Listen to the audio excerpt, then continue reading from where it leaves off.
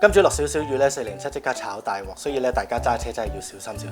Anyways，hello 大家好，我係阿 B， 今日咧就同大家去試一間新派嘅亞洲 fusion 餐廳，佢個名咧就應該如果冇估錯咧係讀 Asian 嘅，一陣再問下啲店員係唔係先。咁呢間 Asian 咧就係喺 Markham 嘅 Main 街 ，Markham Main 街就即係 Markham Road 啦，千祈唔好同 Unionville 嗰條 Main 街撈亂喎。以前約人咧真係要講得好清楚，尤其是如果你嗰間鋪頭係兩條 Main 街都有嘅話咧，更加要講清楚啲添。咁大家有去過呢一種 Main 街都知道泊車咧通常都係比較麻煩嘅啦。睇下你星期幾咩時候去啦。如果你去到佢門口冇位嘅話咧，咁就可能要泊遠少少。不過都冇所謂，因為其實條街都幾多嘢行。真係問我嘅話咧，其實我自己係中意 Unionville Main 街多啲。我覺得個氣氛係再好少少嘅。營業時間方面咧，就係星期二至日開門啦，星期一就休息嘅。二至日咧5點到9點就做晚市，但係星期六同日咧就會加多一個 brunch 嘅時段，就係由晏晝12點到3點。咁如果大家都有興趣嚟試嘅，到時就可以我諗預先打個電話或者上網訂位先啦。講到明就係 fusion 菜啦，所以咧唔一定係中西合璧嘅。有陣時你會見到佢某一啲菜式咧，可能係亞洲嘅唔同國家嘅風味撈埋一齊都有。除咗散餐之外咧，仲有套餐，有2人或者4人。今日我哋就諗住試佢個2人套餐，個價錢都幾抵，65蚊，有好多樣嘢揀。咁我哋就而家我哋未去啦，但係一陣去到就會知啦。我哋懷疑緊究竟嗰個套餐嘅 size 會唔會細少少呢？呢樣就要到時去到餐廳嗰度咧先至可以驗證到啦。如果餐牌嘅嘢都唔啱你食咧，冇問題啊，有私房菜嘅。咁佢個網站就寫到明，最少要10日前通知你就可以同佢嘅廚師啦，或者係店員傾你想食啲乜嘢，budget係乜嘢，有冇食物敏感之類啦。最低消費就係150蚊一位。咁當然如果你要揀啲好啲嘅食材，梗係價錢會再貴少少啦。咁我諗個簡介就嚟到呢度先啦，我哋而家出發啦 ，Go go go go go go go！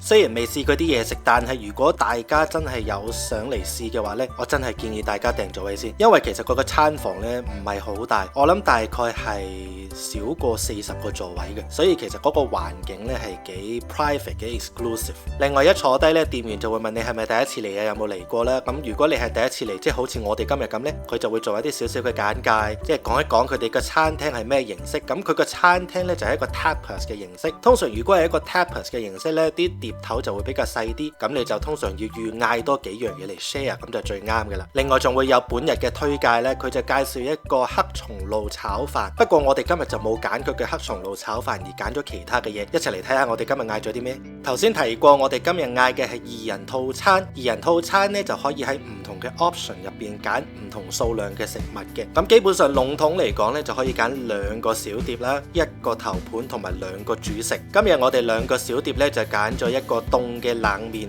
好似講咗啲廢話喎，好似啲人問呢凍檸茶要凍定熱咁樣添，冷麵就梗係凍噶啦。Anyways， 另外一個呢就係矮瓜嘅小碟，講咗個冷麵先，一個比較清新嘅小碟啦，咁其實都可以幾適合作一個開胃前菜嘅，調味就唔係好濃嘅，都係淡淡嘅麻油香味，就用咗2種唔同嘅麵撈埋，咁就有2種唔同嘅口感。不過啲麵都烚得幾好嘅，咁都幾煙韌幾香嘅。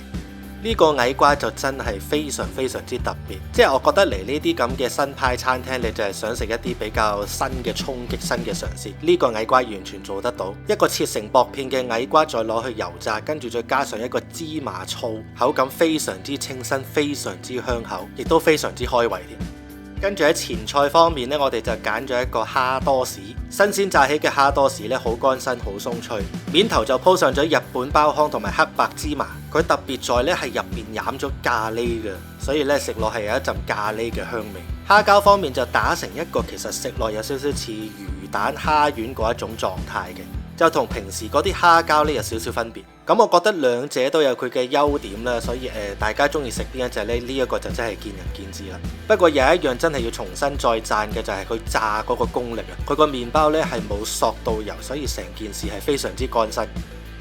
第一個主食我哋就嗌咗一個海鮮嘅 risotto。呢一個海鮮嘅 risotto 最特別之處呢，就係撈咗一個海膽牛油落去嘅，而米方面呢，就採用咗一個日本嘅原米。好快講一講裏邊有啲咩材料啦。雖然全部都係剁到細細，但係真係有咁多材料嘅，包括咗有魚鬆、紫菜、魚子、青口、蜆、魷魚，好似係咁多咧。海膽牛油嗰個味道其實好淡嘅啫，你唔好認住會好似食新鮮海膽刺身嗰種味道咁樣，絕對唔係嗰回事。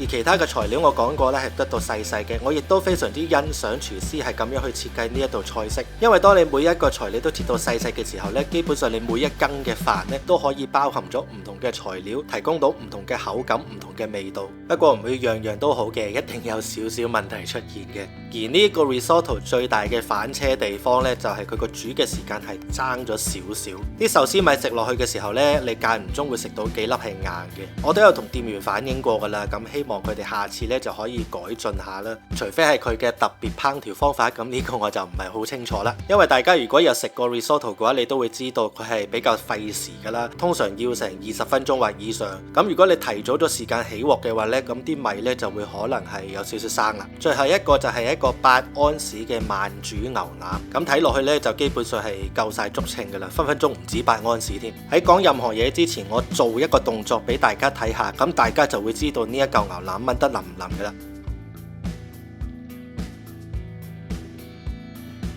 佢嗰個鬆軟程度呢，係我可以就咁用一隻叉硬落去，即係好似硬蛋糕咁樣食嘅，所以係非常非常之腍。底部嗰度就淋咗一啲牛肉汁，而面頭呢就係鋪滿咗蔥花同埋 chimichurri 醬。chimichurri 呢其實就係一個屬於南美阿根廷烏拉圭嗰啲一個醬料嚟嘅，基本上都係用一啲紅葱頭、辣椒同埋一啲蒜頭打爛而成嘅醬啦。咁食落呢，通常都係會比較清新，但有少少嘅辣，就唔會話好搶味嘅，純粹係要嚟吊味嘅啫。差啲唔記得咗，仲有啲薄荷添，所以更加清新啊！我發覺咗食呢一個牛呢，最好就係要肥肉同瘦肉啦，跟住再加埋啲醬同埋汁，所有嘢撈埋一齊嚟食呢，咁個口感出到嚟就會最好啦。清新嘅 chimichurri 醬啱啱好可以中和咗啲肥油嘅油膩感，咁你食多兩嚿都唔會覺得滯口啦。基本上我哋嘅2人套餐嚟到呢度呢，就到此為止。65蚊呢就講過啦，可以揀2個小碟、1個前菜同埋2個主食。而 size 方面，我問過店員，佢話個小碟呢係會比平時你散嗌嘅細少少，但係基本上主食啊嗰啲呢都係一樣 size 噶啦。整體上佢嘅菜單咧都幾有創意，不過咧唔係話每一樣創意咧都會令人容易接受。而我好老實同大家講，今晚有啲嘢咧，我係覺得係真係幾特別。有一啲咧我就覺得普普通通啦，即係好似寫出嚟就好天花龍鳳，但係其實做到出嚟係咪真係有嗰種效果、嗰種味道呢？咁就或者可能真係我自己條脷未夠敏感，所以食唔出啦。不過整體嚟講，環境、氣氛、價錢各方面咧，我都覺得係令我想再翻嚟食多一次嘅。咁 anyway 今日條片就嚟到呢度先，多謝晒大家收睇。如果大家真係想去試嘅話呢，我真係建議大家訂位，因為嗰度真係非常之細嘅。咁我哋下次再見咯，拜拜。